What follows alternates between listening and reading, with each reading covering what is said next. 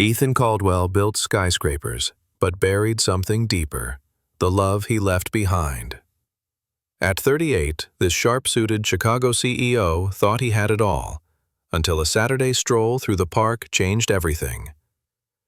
Beneath rustling trees and food trucks, a little girl with messy braids and a handmade lemonade stand pointed straight at him. "Dad!" He froze. A stranger's voice that felt like home. Her name is Mia, 10, clever, resilient, and maybe his daughter. But is she telling the truth, or is it just hope scribbled in crayon? Haunted by the past, Ethan is pulled back to the life he walked away from, and to Julia, the high school sweetheart he abandoned for ambition. Now, secrets rise, and betrayal wears a family name. As Ethan clutches Mia's lemonade sign, torn and trembling, one question remains: can redemption bloom where trust was buried? Subscribe to see this heartfelt story unfold. You gave up love for a skyline. That voice. Ethan Caldwell used to hear it in his sleep, but now it was drowned out by the hum of penthouse elevators and million-dollar closing calls. He stood alone on the 48th floor of his glass-wrapped condo in downtown Chicago, all chrome, concrete, and silence. The city stretched out beneath him like a trophy he no longer cared to polish. Outside, the world buzzed with life. Inside, Ethan had everything, and no one. Until that Saturday. It started like any other. Espresso in hand, sunglasses on, Ethan jogged through Millennium Park, dodging tourists and trying to outrun memories. Deals waited, calls pinged, but someone stopped him cold. "Dad!" Ethan's sneakers scraped to a halt, heads turned, his own breath caught. A little girl, maybe 10, stood behind a crooked lemonade stand. Cardboard, marker scrawl, a smile full of missing teeth and too much hope. Her eyes, hazel brown, familiar, too familiar. Ethan blinked. The girl pointed at him, unwavering. "It's you! I knew it!" she beamed. People whispered. He stepped back, confused, checking over his shoulder, but no one stood behind him. Just her. A breeze lifted the edges of her sign. 50 cents. For my future. He laughed, nervously. Starts laughing. "Sweetheart, you've got the wrong guy." But the girl's face didn't change. She grabbed a photo from the table, crumpled, faded, and held it up. It was him, younger, hair longer, arm around a woman he hadn't seen in over a decade, Julia. And nestled between them, barely visible, a baby. Back at the penthouse, Ethan paced. "This has to be a scam," he muttered, pouring a drink he wouldn't touch. Was either delusional or something far worse. She was telling the truth. By Monday, Ethan had already hired a private investigator. "Cutting in to run the DNA quietly," he told him, "and find Julia Monroe." But all week, he couldn't focus. In boardrooms, he saw lemonade stains on glass walls. In mirrored lobbies, he caught glimpses of hazel eyes that weren't his. And in every child that passed him on the street, he saw her. Friday came. The sun blazed over the park. Ethan returned. Same hour, same route. The lemonade stand was gone, but the sign remained. Soggy, bent, stuffed into a trash bin. He pulled it out. A simple sketch in the corner. A house with 3 windows and 3 stick figures. One tall, one medium, one small. Is this what I missed? He folded the sign, placed it in his briefcase, and walked away. But not home. The PI called that night. Serious. "Her name's Mia. She's in foster care. Julia gave birth 10 years ago. No record of Ethan Caldwell as father, but there's more." Ethan's stomach twisted. "Your Uncle Victor? He forged documents. Paid someone to keep you out of the picture. Julia tried to reach you once, but the letters bounced. Address changed." Sad silence. Then Ethan asked, barely breathing, "Why would he do that?" "Inheritance," your father's trust clause. It would have gone to your heir apparent, not you. Victor had motive and access. Ethan collapsed into the leather armchair, the city skyline flickering behind him. 10 years. He had a daughter. And no idea how to fix it. The next day, he visited Mia's foster home. Peeling paint, broken blinds, a porch held up by rust and hope. He didn't knock, not yet. He left a fresh lemonade sign at the door. Same scrawl, same color, but this one read, "Let's try again." The lemonade sign still sat on Ethan Caldwell's granite counter, edges curling from the heat of his penthouse window. 50 cents, fresh and hopeful, written in loopy pink marker. He hadn't touched his coffee. His mind was still in the park, stuck on that voice. "Dad!" It echoed louder than the deals pinging on his phone. He should have walked away. But something in her eyes, those eyes, they looked too much like Julia's. Ethan pulled out his tablet, tapped, searched. Chicago Foster Records, age 10, first name Mia. Nothing. A few calls later, a favor from a city official, and one name slipped through the cracks. Mia Thompson. Foster care, South Side, no listed father. He ran his hand through his hair. Julia, what did you never tell me? The cab ride south felt longer than any of his international flights. His driver raised an eyebrow. "You sure this is it, man? Most folks in suits don't come round here." "DCFS?" she barked. "No," Ethan said. "I'm looking for a girl. Mia, 10 years old. I believe I know her mother." The woman narrowed her eyes. "Mia's out back. Drawing, probably. Doesn't talk much. Keeps to herself." Ethan walked around slowly. And there she was, beneath a crooked oak, on a tattered blanket, drawing. He didn't speak at first. She looked up. Her pencil froze mid-sketch. "You came." His throat tightened. "Sad. I don't even know your last name." "I didn't know yours either. Not until I saw your face on that billboard. It said, Caldwell Realty, build what matters. And I thought, maybe I do." She held out the paper she'd been sketching. A building with a little lemonade stand in front of it. Starts laughing. And a girl smiling under a hand-lettered sign, "Hope sold here." Ethan knelt beside her. "That's yours?" She nodded proudly. Excited. "I draw what I dream. If I don't draw it, it goes away." Back in his car, Ethan stared at the sketch as if it could explain everything. Her resilience, her hope, the haunting resemblance. His next call wasn't to Julia, it was to Mason, his personal investigator. "I need you to find her mother, Julia Lorne from Lincoln High. We dated. She disappeared years ago." Mason paused. "You sure you want to open that box, boss?" "I never should have closed it." It didn't take long. Julia lived 2 miles from Mia's foster home, worked nights cleaning office buildings, no records of marriage, no listed father for Mia, just silence. Ethan stood at the edge of the block where Mason had told him she'd be. The sun was setting behind a rusted bus stop. And there she was, leaner, harder, her long brown hair now tied back tight. She clutched a canvas grocery bag in one hand and a tired stare in the other. He stepped forward. "Julia." She froze mid-step, her mouth parted slightly. "I thought you were in New York," she said flatly. "I was, then Dubai, then Tokyo, then nowhere that mattered."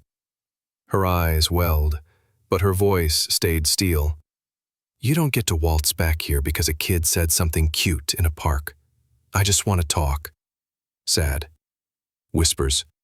"You walked away from us, Ethan. I didn't chase you. I protected her from being second to your skyscrapers." He reached into his pocket and gently unfolded Mia's drawing. "She has your eyes and your fire." Julia looked down and broke. Sad. "She draws because she's never had a voice in that house." Ethan's hand trembled. "Why didn't you tell me?" Her voice cracked. Whispers, because your uncle made sure you never saw the letter I wrote. That night, Ethan sat in his penthouse, the lights of the city Legacy. You lied to me, Ethan said, dropping Mia's drawing on the desk like evidence in a trial. Victor didn't blink. You're building $1 billion tower, Ethan, not a lemonade stand. Ethan's jaw tightened. She's mine, isn't she? Victor's voice chilled. Does it matter now? It does to her. The silence that followed said everything. The city was still asleep when Ethan sat at his glass dining table, Mia's lemonade sketch propped beside a steaming cup of coffee he hadn't touched. Her handwriting, crooked but determined, still echoed in his mind. Hope, sold here. Mason had called at 3 a.m. I found the letter, boss. Julia's, dated July 2013. It was never delivered. Ethan's chest tightened. That was the summer he closed his first $1 billion deal, and the summer she vanished. Inside a plain manila envelope were creases, worn from a decade of heartbreak. Ethan, I didn't plan for this. I wanted to believe love could wait while you build your empire.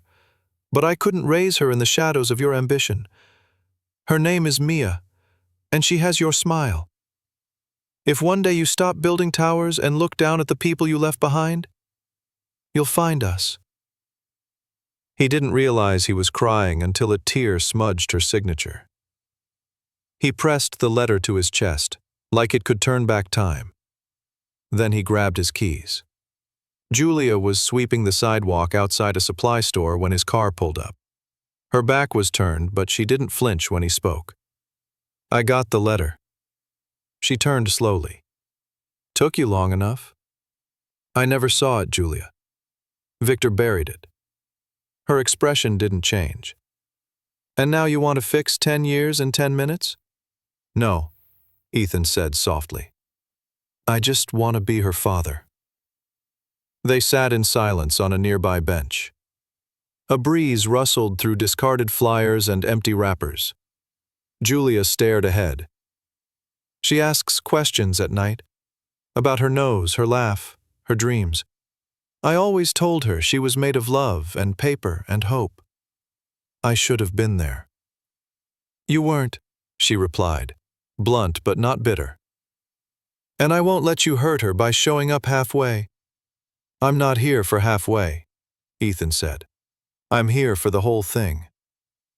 Later that day, Ethan stood outside Mia's foster house again, gripping something in his pocket.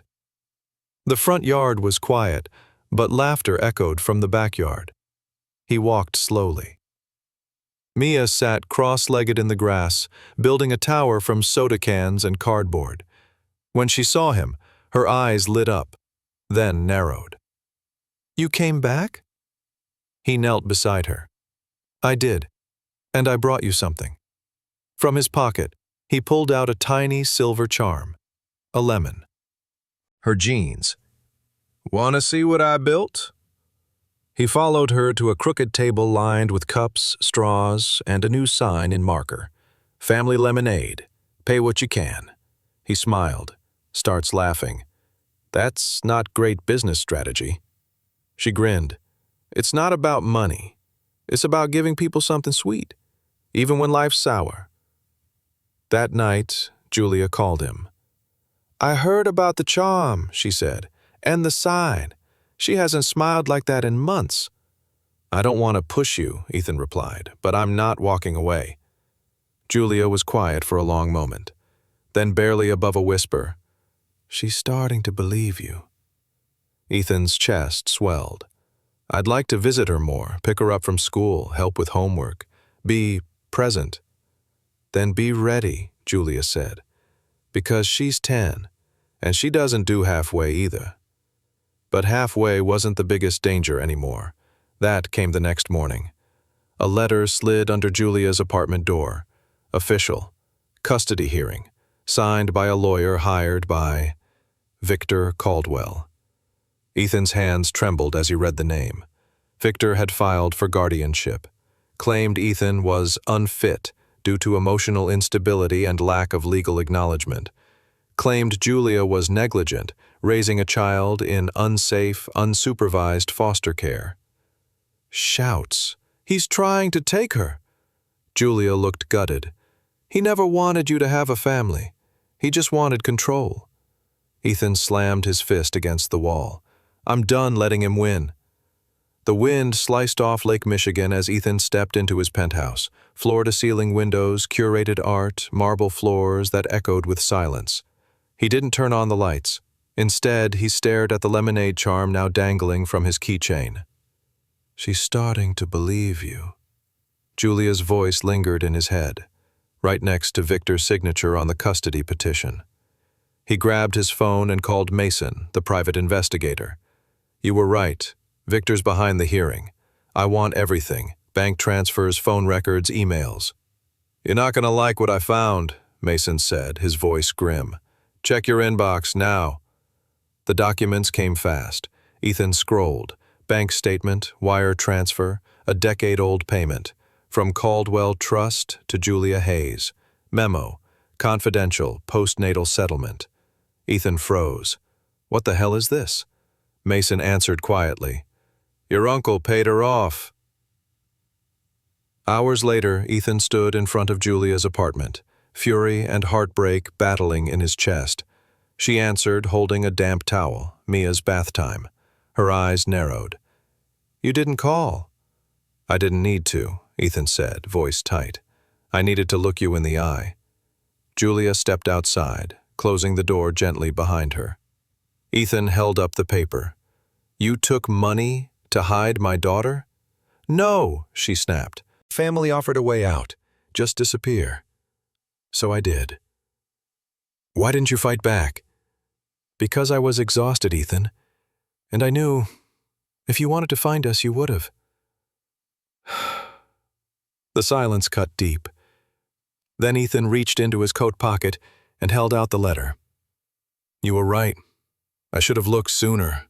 I should have looked harder. But I'm looking now." She took the letter slowly, her hands shaking. Later that night, Ethan sat alone in his car, staring at the foster home. It looked even more broken in the moonlight. The front steps tilted. The porch light flickered. A raccoon darted past a trash bin. He glanced down at Mia's crayon-drawn lemonade sign he'd brought with him, now folded neatly in his glove compartment. "Hope sold here." He opened his banking app, one transaction, 6 figures. He transferred funds directly to the nonprofit overseeing the house with a memo for repairs. For Mia. The next morning, contractors arrived before sunrise. Julia rushed out, robe flapping, eyes wide. "What is this?" Ethan stepped from his car, coffee in hand. "You said she deserves stability. I'm giving her that." Julia stared as trucks unloaded drywall, insulation, clean paint buckets. "She's not your project, Ethan." "No," he said. "She's my daughter." At noon, Ethan stood at the edge of the lot, watching Mia hop between paint cans and wood planks, giggling with one of the builders. Julia approached, still guarded. "She made something for you." He turned. Mia came running, holding out a folded sheet of construction paper. "It's a blueprint, like your buildings." Ethan knelt. "Really?" She beamed. "It's a lemonade shop, with rooms upstairs for moms and kids, like us." Ethan's eyes stung. "You made this?" She nodded proudly. "It's called Sweet Start, get it?" He laughed softly. "I get it, sweetheart." Mia leaned in. "Do you think someday we can build it for real?"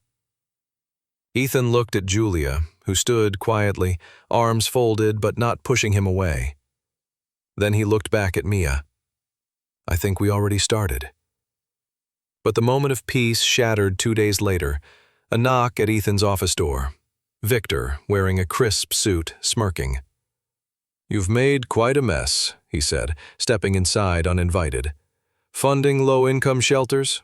Quitting your deal with Helix Towers?" Ethan didn't blink. "You tried to erase my daughter." Victor chuckled. "She was an obstacle. You were building a legacy.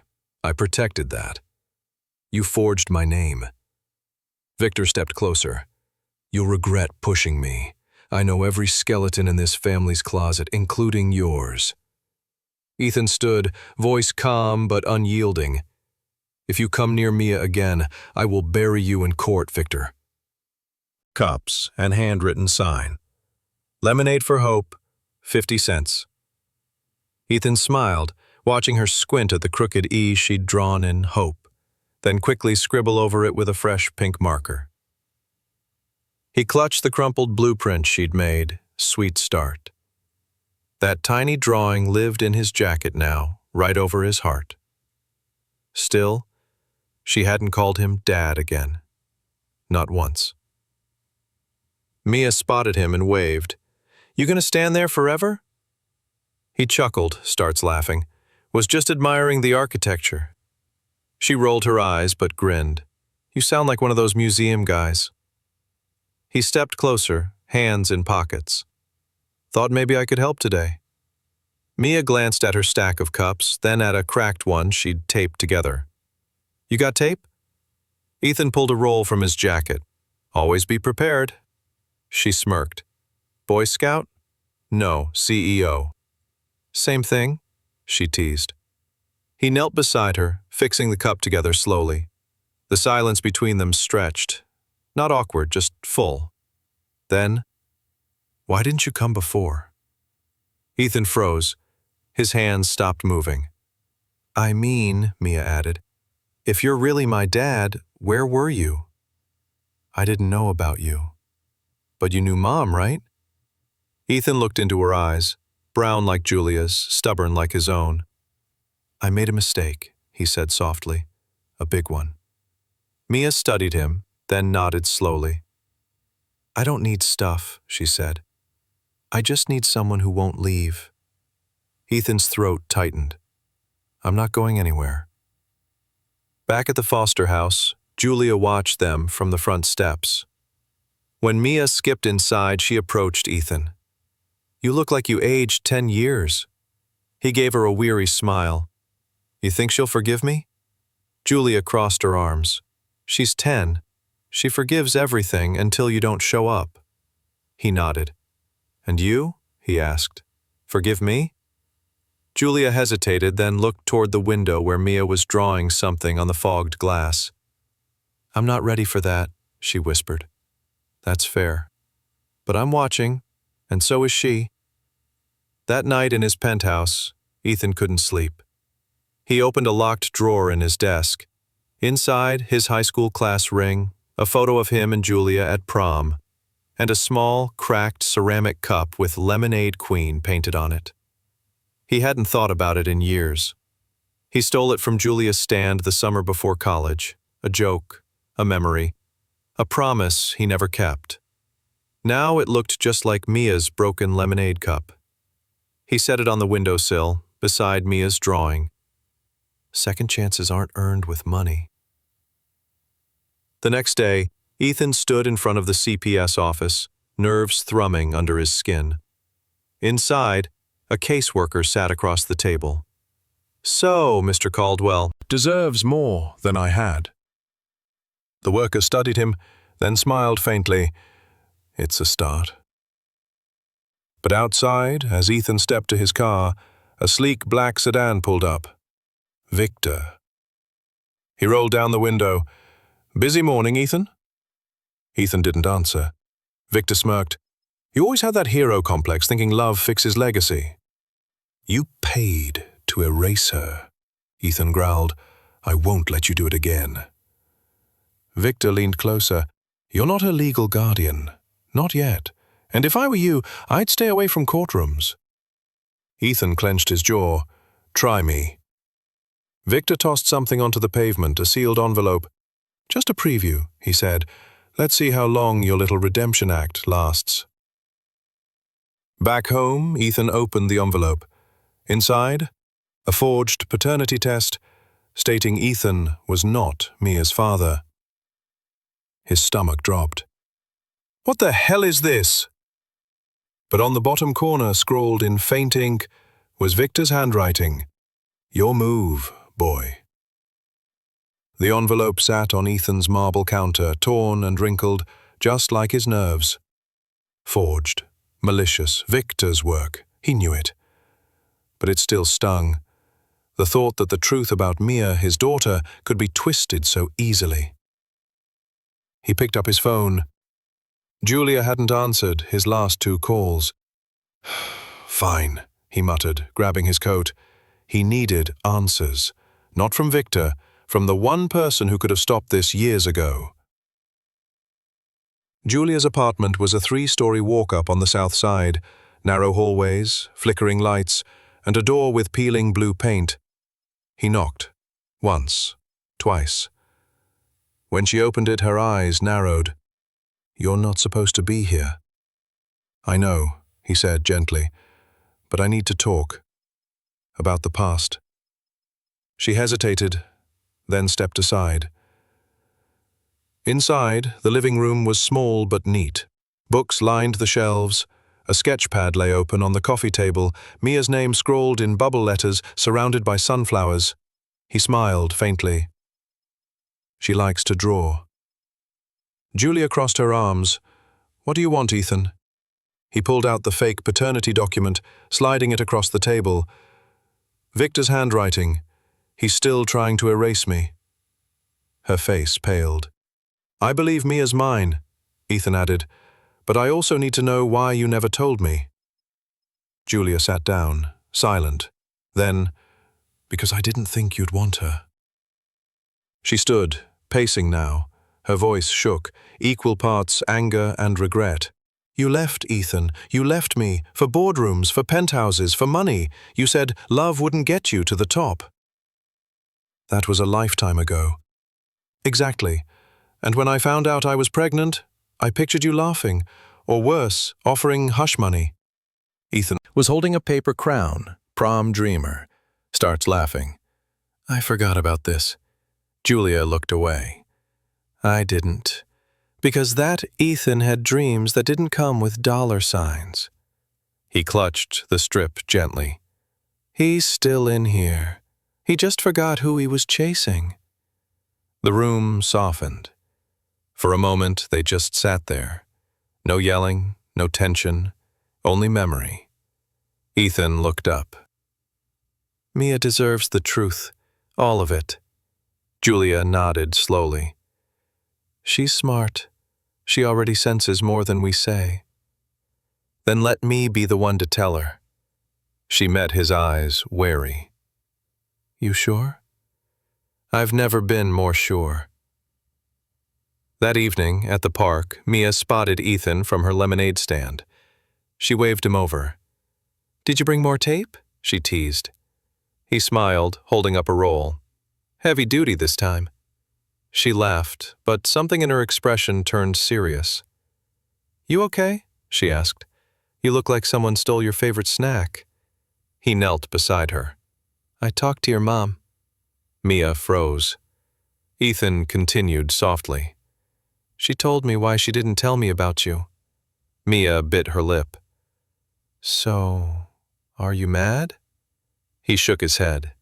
"No, I'm grateful, because she protected you. But I want you to know something." He pulled the photo strip from his pocket and handed it to her. "That was us, before I lost my way." Mia stared at the last frame. "You were funny looking," Starts laughing. "Still am." She smiled, then whispered, "You should keep this. It looks like it means something." "It does," Ethan said. "Just like you do." That night, Julia got a call from Ethan. "I'm pulling out of the Monroe Tower deal." She blinked. "That's $1 billion project." "I know," he said. "But I want to fund the Foster Center instead. Start with Mia's." Silence. Then, softly, "You're really doing this?" "She's not a side note, Julia. She's the whole story now." The next morning, Ethan arrived at Victor's office. Victor was sipping espresso. "Let me guess. You folded?" Ethan smiled coolly. "I rewrote the deal." He dropped a thick file on the desk. "Legal affidavits, real paternity test. And your fake one? Already reported. Victor paled. You tried to erase her, Ethan said. But she's the only thing worth remembering. Victor leaned forward. You walk away from this project, you lose everything. Ethan turned for the door. Then maybe I'm finally gaining something real. The sun hadn't yet risen, but Ethan sat at his penthouse kitchen island, the city lights still blinking behind him. In front of him sat a folded piece of pink paper, slightly wrinkled, a faint lemonade stain. Night. Ethan blinked. What? Said you're unstable, that you're using the girl for image rehab. She scoffed. He even offered me a check. Again. His jaw clenched. Shouts under breath. I should have shut him down years ago. No, she said. You just need to do it now. Inside the courtroom, the judge was stern, efficient. Mr. Caldwell, you're petitioning for joint legal custody of a minor, Mia Thompson? Yes, Your Honor. You're listed as her biological father? I am. The paternity test is filed. There was deception before, but we've resolved that. Julia added, Your Honor, I never denied paternity out of malice. I was trying to protect her. But now, I want her father to be in her life. The judge raised an eyebrow. Are both parties aware of recent allegations regarding a third-party attempt to interfere with custodial proceedings?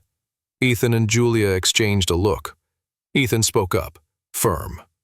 That third party is my uncle. He has no legal claim to Mia, but he's trying to take everything I care about, for profit.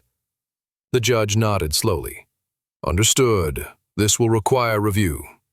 Outside, as they walked to the parking lot, Julia pulled Ethan aside.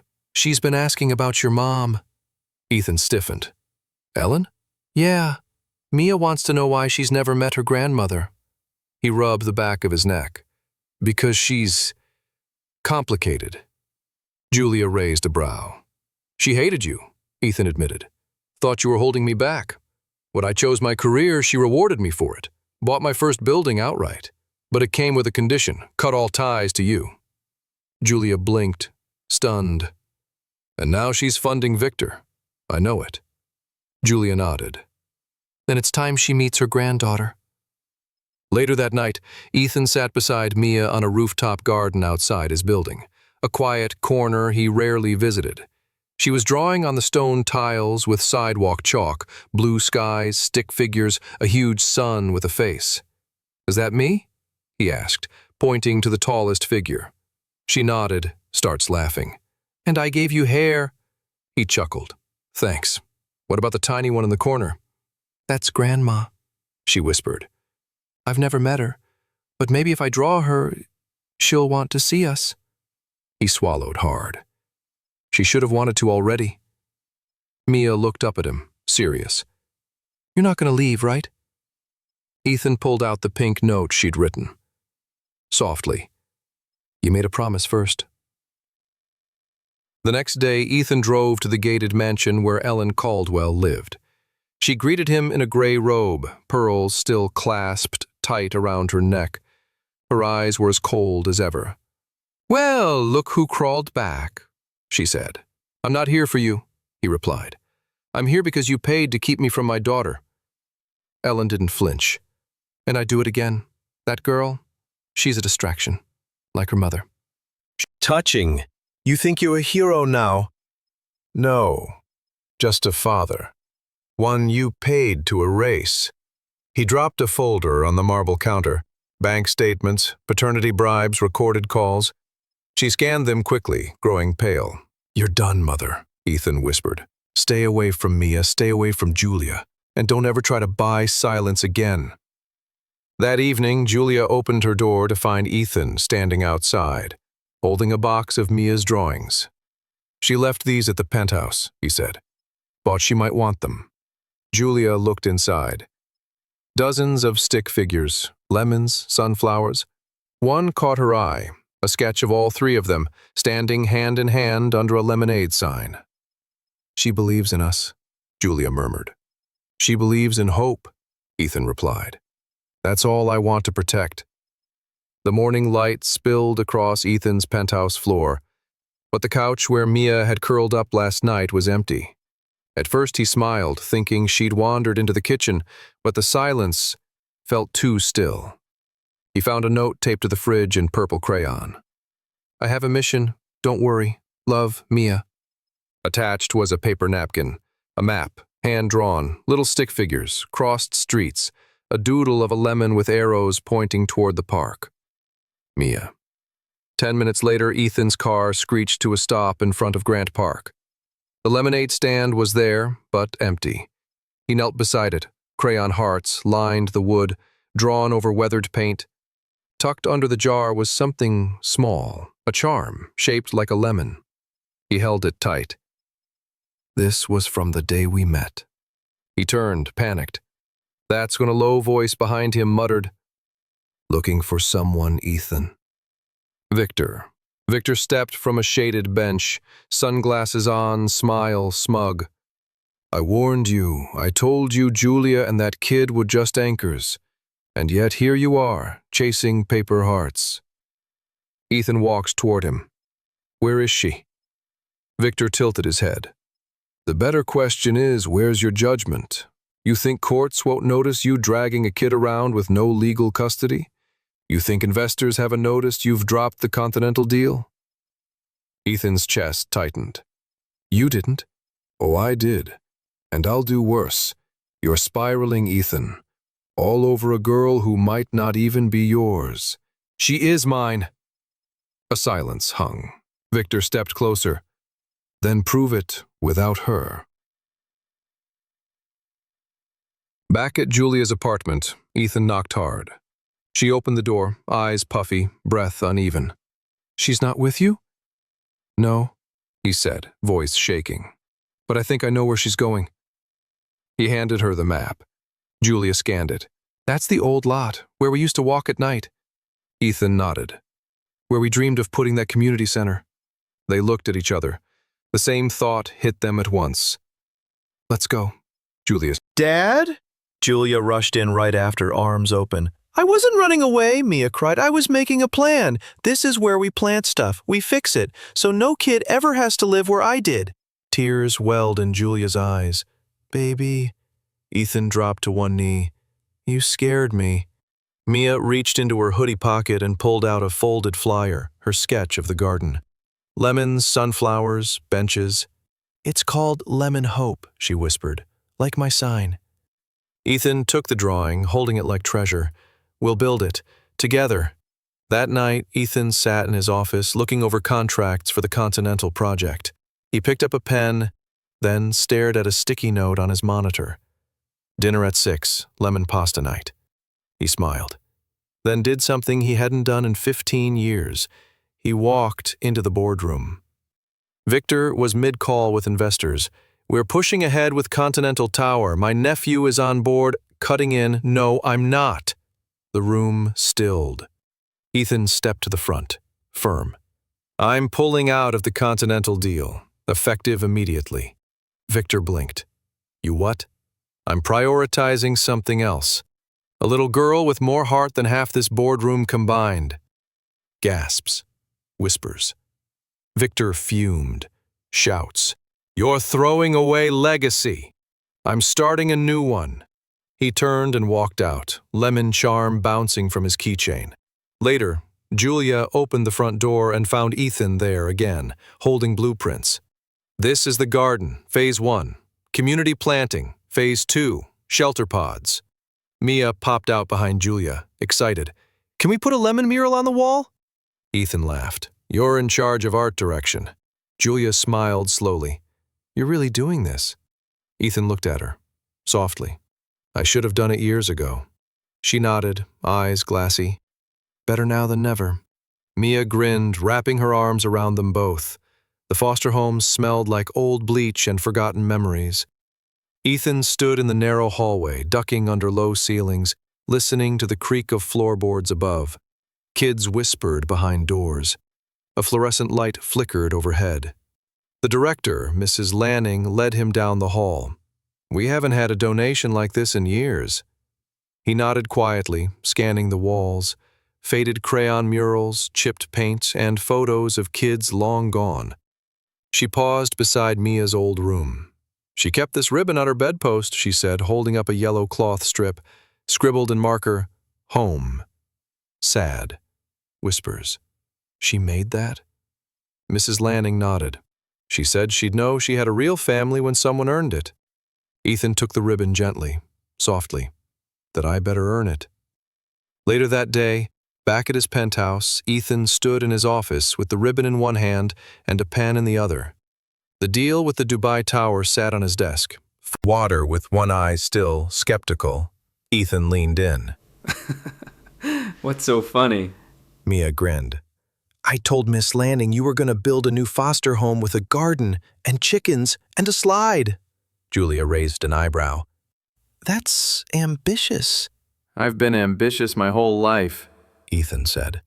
This time for the right reasons. He slid a folder across the table. Inside, blueprints, zoning permits, and a check. Julia opened it slowly. You're really doing this? He nodded. And naming it after Mia's sign. Lemon Hope House. Mia clapped. Lemon Hope! That's our name! The news broke the next morning. CEO withdraws from a $100 million deal, pledges funds to local youth center. Real estate tycoon trades towers for foster kids. The press praised, but the shadows stirred. Victor was livid. He slammed his fist on the table during a board meeting. He's dismantling everything I built! An associate cleared his throat. Sir, there's more. The feds reopened the financial audit on the Continental deal. Victor froze. His fingers tapped nervously on the oak desk. Find me something. Anything to destroy him. That afternoon, Ethan found Mia sitting in the park with a notebook. She held it up. Look what I made, Dad. It's our garden.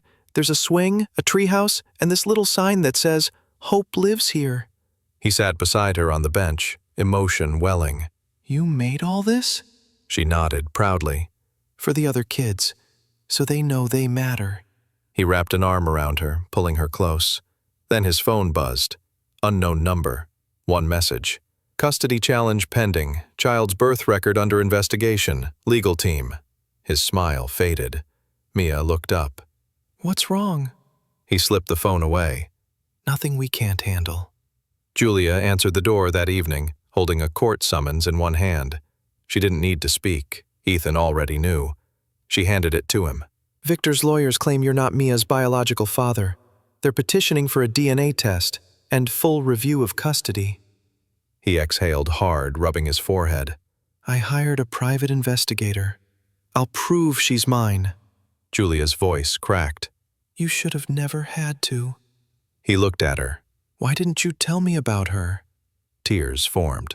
Because I thought you left me for money, and I didn't want her to be a secret you regretted. He reached into his pocket, pulled out the yellow ribbon. I regret everything, except her. He handed her the ribbon. Let's fight this together.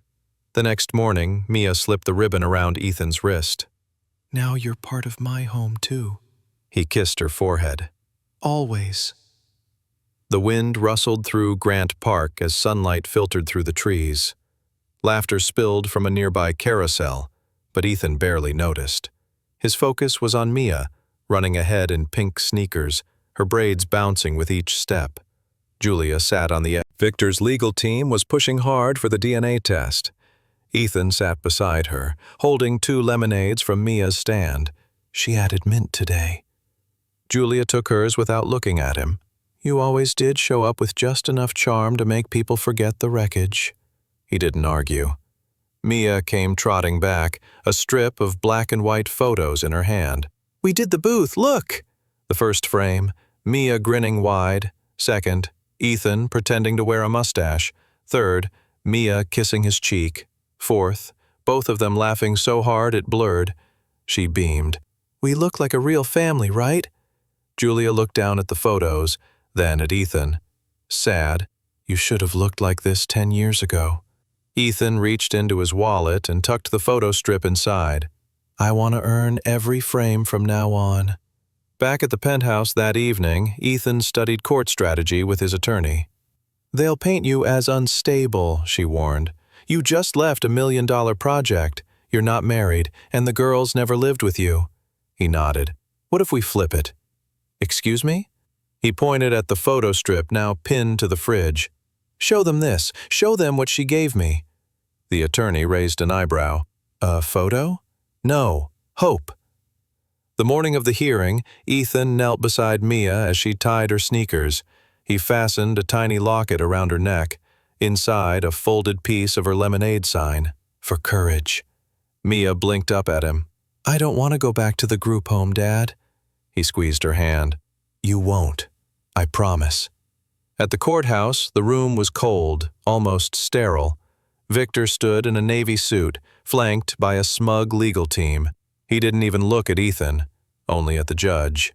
Your Honor, my client has reason to believe Mr. Caldwell is not biologically related to the child and is attempting to assume custody based on fabricated connections.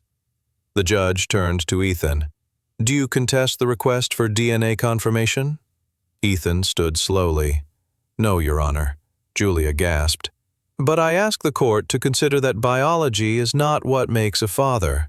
He pulled out the photo strip and placed it on the table, then the ribbon Mia had tied on his wrist, and finally, the worn drawing she'd made of a garden labeled Lemon Hope House. She made this for me, because I showed up, because I chose her, and I will keep choosing her. Every day. Victor scoffed. He's manipulating sentiment. He's unstable. He walked away from his company. The judge narrowed her eyes.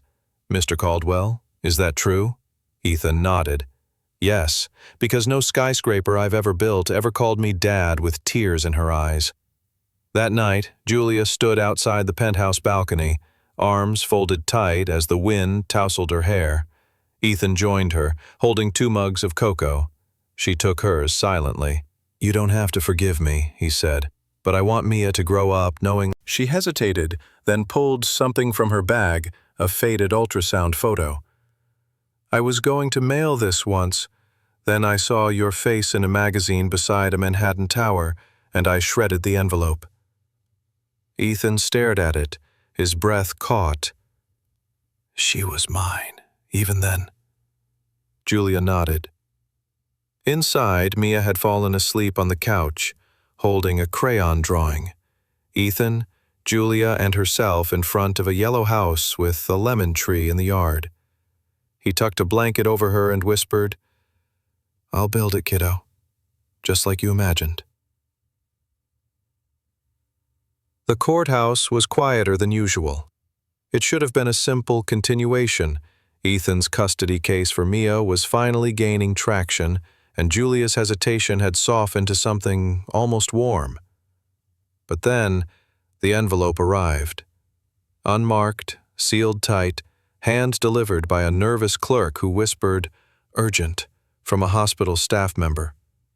The judge slid a letter opener across the flap, pulled out the contents, and froze. She adjusted her glasses, then read aloud. This is a sworn affidavit signed by Nurse Eleanor Marks of St. Vincent's Hospital. In 2012, she was paid to alter a birth certificate by a man identified as Victor Caldwell. The room went silent. Ethan's breath caught. Julia clapped a hand over her mouth. Victor didn't blink. This is ridiculous. Anyone can sign a paper. But the judge continued, steady as stone.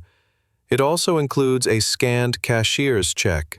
The account number traces back to your Cayman fund. Victor's composure cracked. This was to protect our legacy. Ethan was a distraction. Julia was nothing, just some girl with poetry notebooks and no future. Ethan stood, slow and deliberate. You robbed me of my future, of Mia's. Victor turned toward him, face pale. You were soft. You loved her. I needed you to win. Back at the penthouse that night, the affidavit lay on the coffee table, creased, smudged, and stained with the outline of a lemon watermark. Mia had doodled it earlier, not knowing the paper would become the cornerstone of their family's reckoning.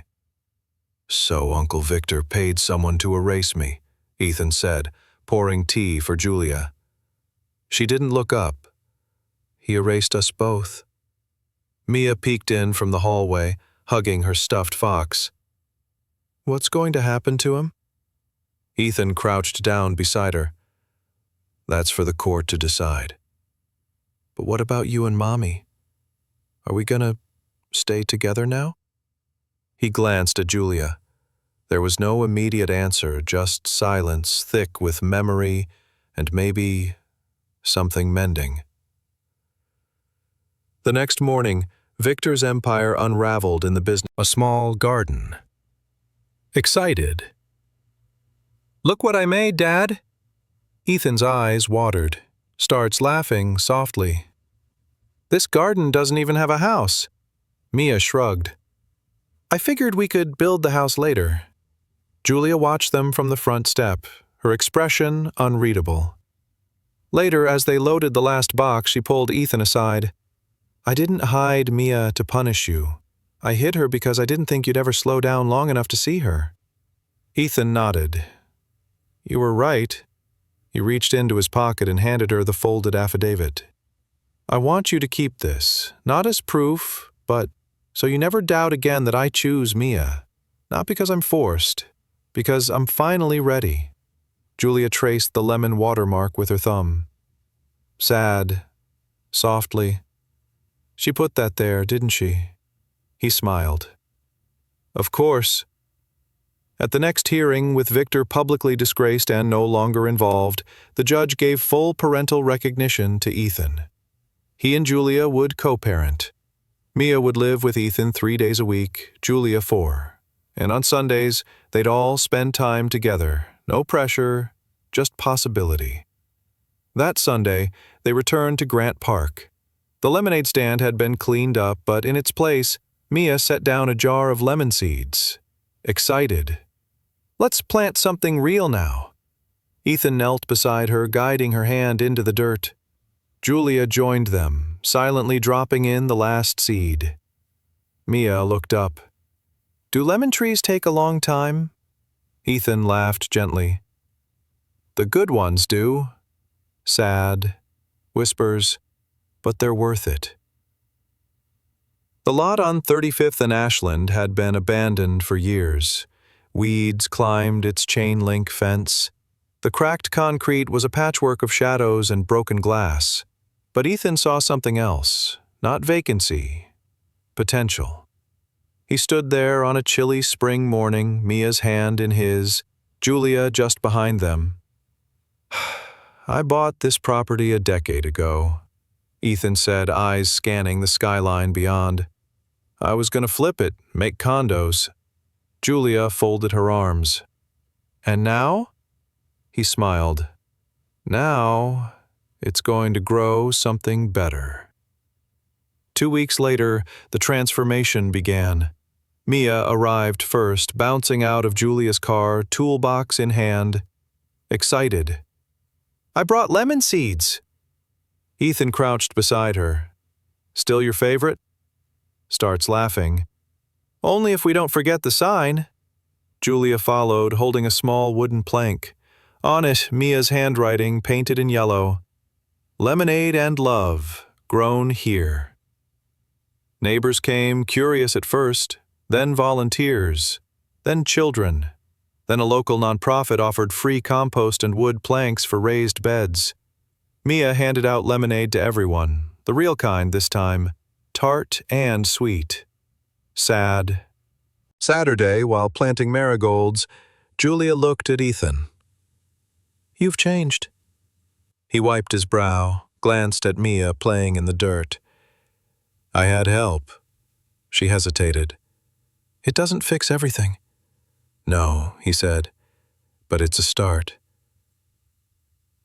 The big twist came just as the community garden was holding its first open house. Victor, now disgraced and shunned, tried to sell a story to the tabloids, claimed Ethan staged the garden for publicity, claimed Mia wasn't his. Ethan didn't flinch. Instead, he invited the media to see the garden. He stood beside Julia and Mia, not behind them.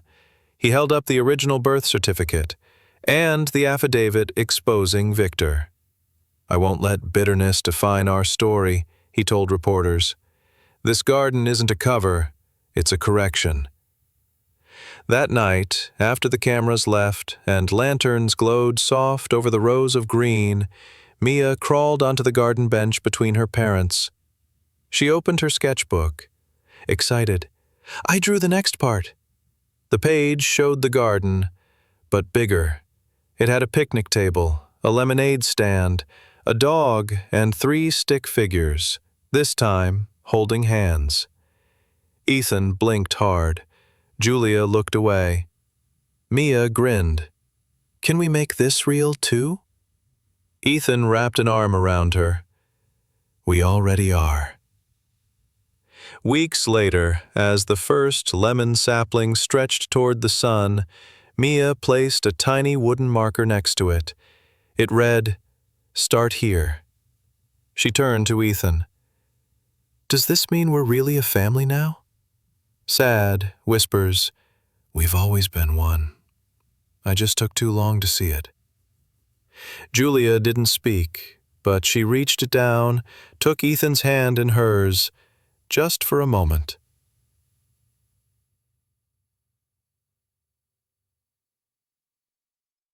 Closing body. A soft breeze moved through the garden as neighbors packed up, children laughed, and the city buzzed beyond the fence. Ethan, Julia, and Mia stood by the sapling. They each placed one hand on the soil around its base. 3 hands, 1 tree, a fragile, hopeful start.